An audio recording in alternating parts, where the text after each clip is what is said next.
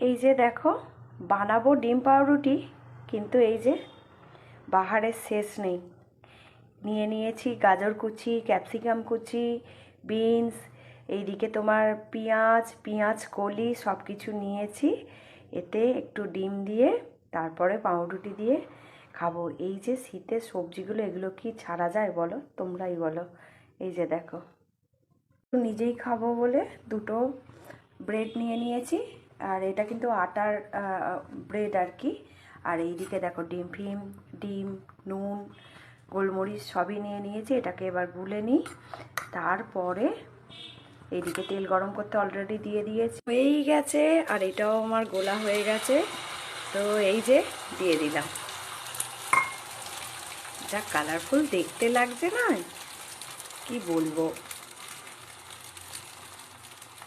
এই আর এই কি কালারফুল দেখতে লাগছে, খালি দেখো। উফ, গরম গরম খেলে তার স্বাদই আলাদা। ফাইনালি দেখো রেডি।